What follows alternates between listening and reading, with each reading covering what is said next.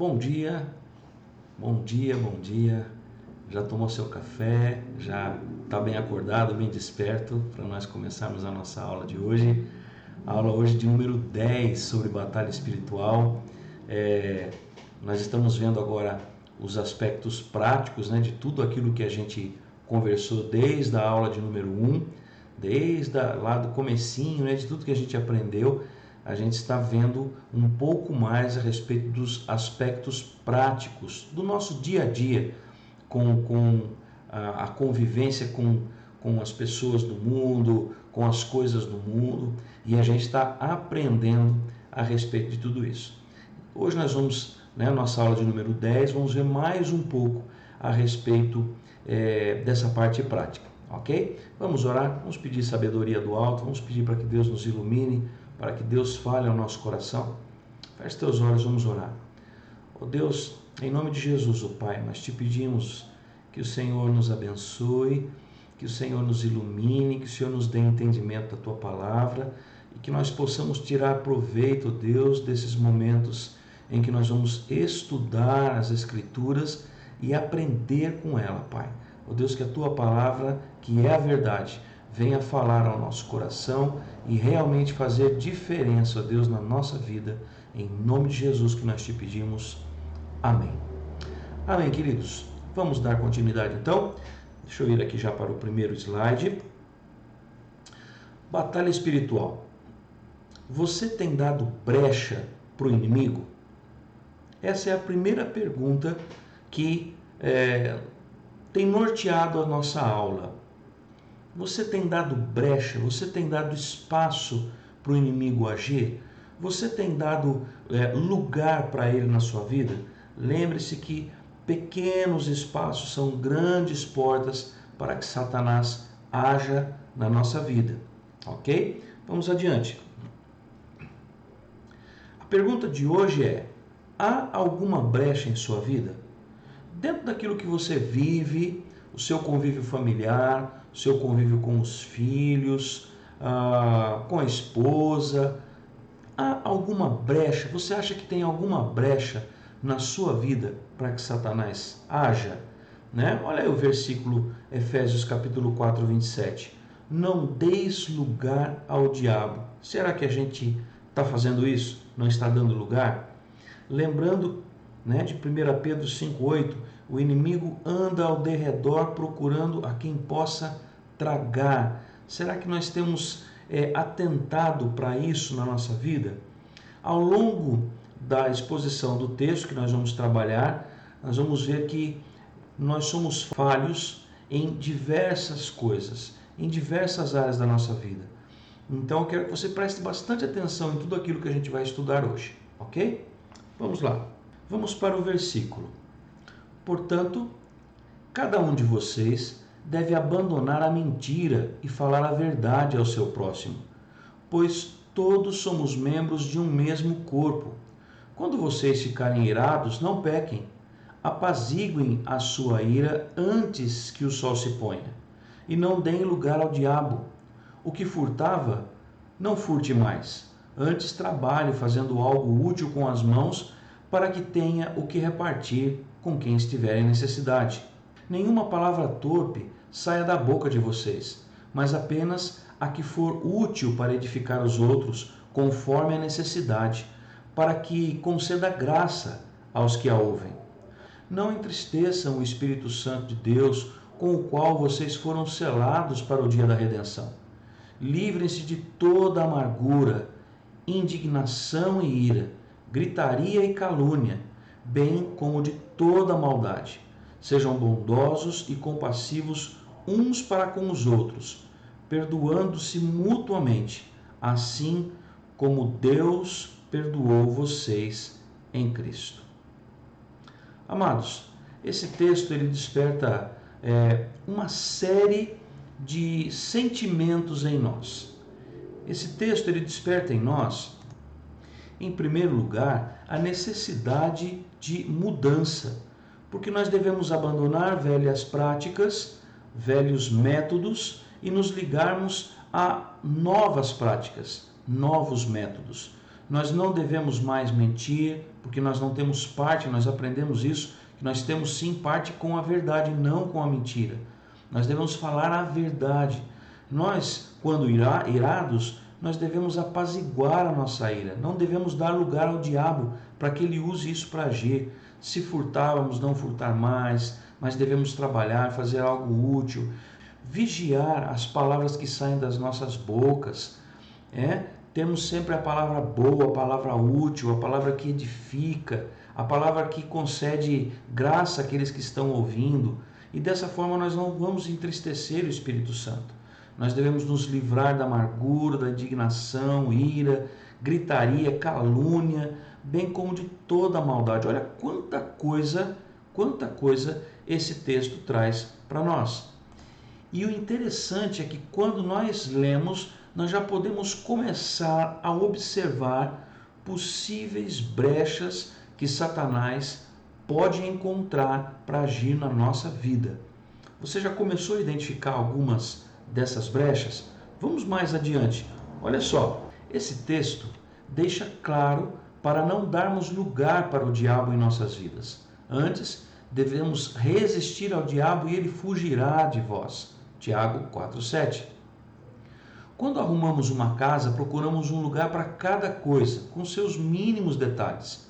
Desde onde colocar as chaves, o cantinho do cachorro, quartos e tudo mais. Com certeza, você não deixaria um lugarzinho para o inimigo em sua casa.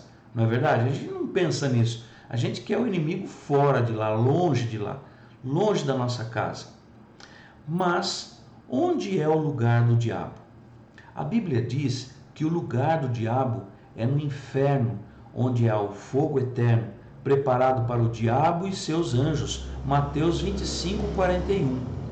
Como o inferno não é nada agradável, nem mesmo para Satanás, ele fica a rodear a terra e passear sobre ela.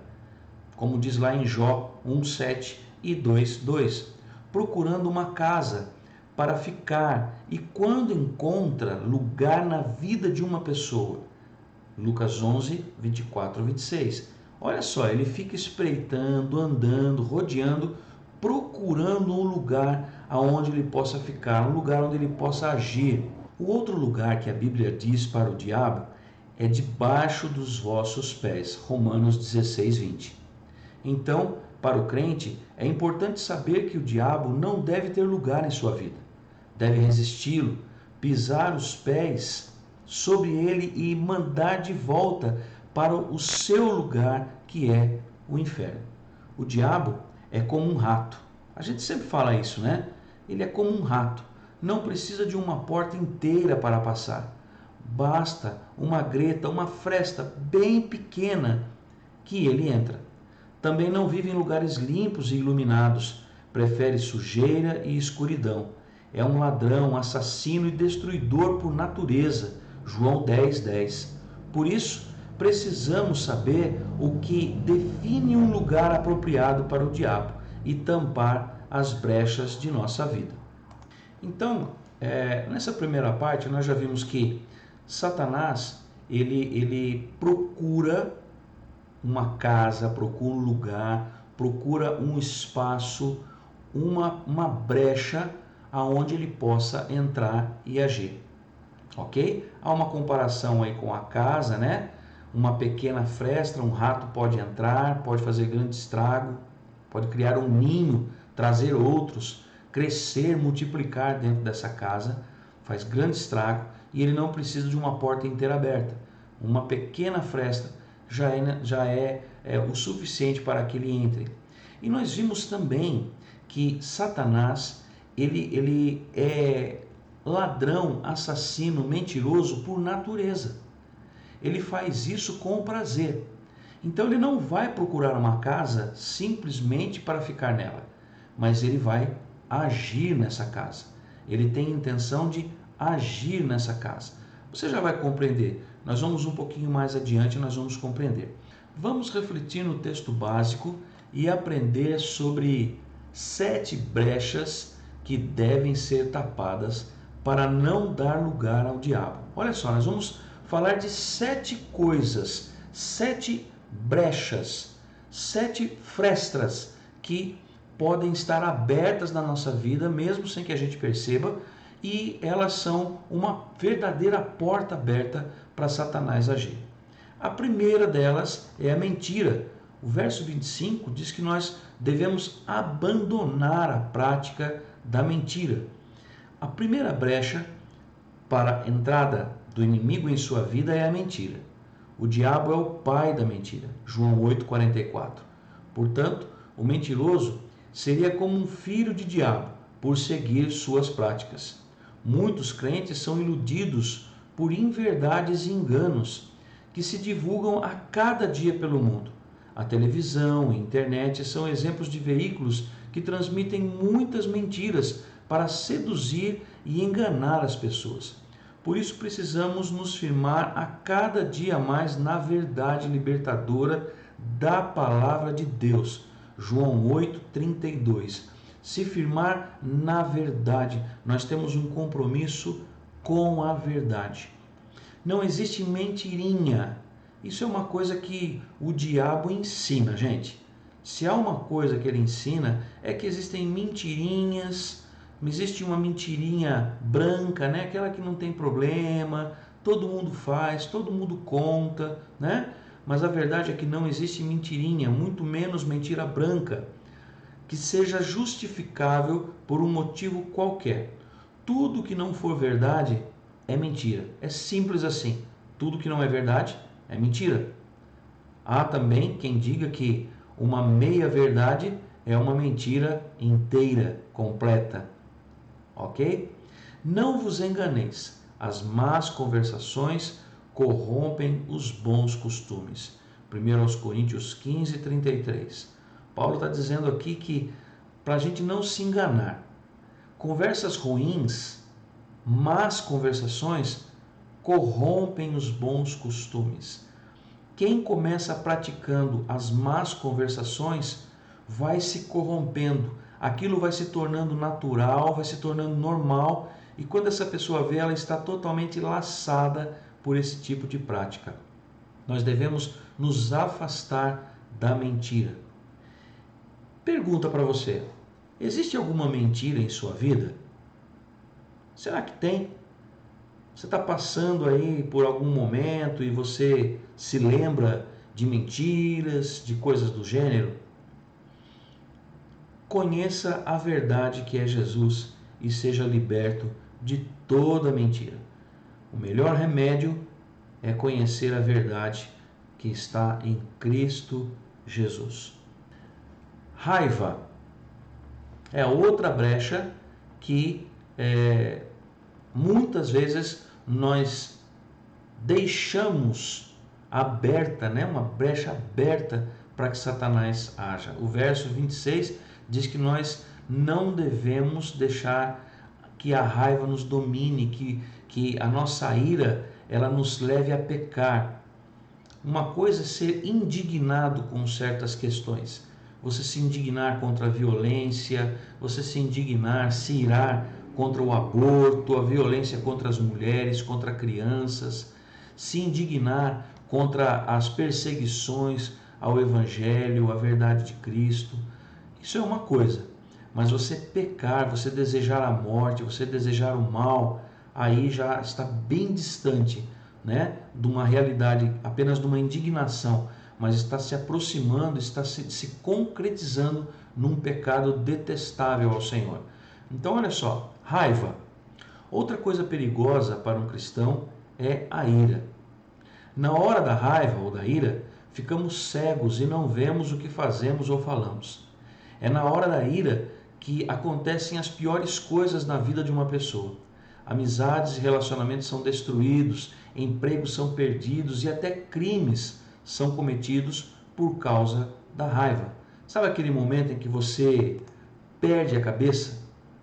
Que você, como a gente brinca, esqueci que sou crente, e você parte para a ignorância, você explode, você diz coisas que não deveria dizer. É disso que o texto está falando. É disso que o texto está nos alertando. A ira é como um pitbull, que por mais que seja domado, nunca se pode confiar plenamente nele. Quando você menos imaginar, ele pode ter uma reação negativa. Existem pessoas que guardam um pitbull no coração. O inimigo aproveita a brecha da raiva para destruir a vida de servos de Deus. Por isso o apóstolo ensina para que não se ponha o sol sobre a vossa ira. Ou seja, você pode ficar nervoso, justamente, mas isso deve durar pouco tempo. Como, por exemplo, se alguém te aborrecer pela manhã, que isso se acabe até a tarde, e quando o sol se pôr, já tenha passado. Infelizmente, vemos pessoas que guardam raiva por dias, meses e até anos. Isso se transforma em raiz de amargura, está lá em Hebreus 12:15, e contamina e adoece pessoas. Portanto, o melhor que temos a fazer é deixar a ira e abandonar o furor, como diz lá o Salmo 37, verso 8. Como é possível tratar a ira? Evite situações de conflito para não alimentar a raiva no seu coração. Precisamos aprender com Jesus, que é manso e humilde de coração, Mateus 11:28, e receber o fruto do Espírito Santo, que é também mansidão e domínio próprio, Gálatas 5:23. Você tem guardado raiva em seu coração? Abandone essa raiva e experimente Jesus te acalmar. Queridos, a raiva, a ira, quando ela se transforma em raiz de amargura, ela começa essa frase enraizar, né? Imagina uma árvore, por mais que você arranque, sempre ficam raízes. Essa raiz, ela é muito difícil de ser tratada. E quando o tempo passa, depois que você arranca a árvore e fica algumas raízes, pequenas raízes, depois você passa, após alguns anos, alguns meses, e você vai ver que começa a brotar de novo folhagem ali, começa a nascer de novo. A raiz de amargura é do mesmo jeito. Quando nós permitimos que a ira se instale no nosso coração, virando uma raiz de amargura, então fica muito mais difícil tratar dos nossos problemas. Existem famílias que são destruídas pela amargura no coração, pela raiz de amargura. Famílias que não experimentam paz. Pais contra filhos, irmão contra irmão, marido contra esposa, esposa contra marido, enfim. Há uma verdadeira guerra dentro do lar. E isso dá início na raiz de amargura. Algo que era tão pequeno, não foi tratado, virou uma brecha para Satanás agir e se tornou algo tão grande e tão difícil de ser tratado. Vamos fazer uma pausa aqui e vamos pensar em tudo que a gente já conversou? Você tem dado brecha para o inimigo? Há na sua vida alguma brecha para Satanás agir? Você identificou alguma coisa somente nesses 2 pontos que nós tratamos? Você já identificou alguma coisa na sua vida? Vamos comentar lá no nosso grupo, vamos conversar um pouquinho e logo após a gente volta, ok?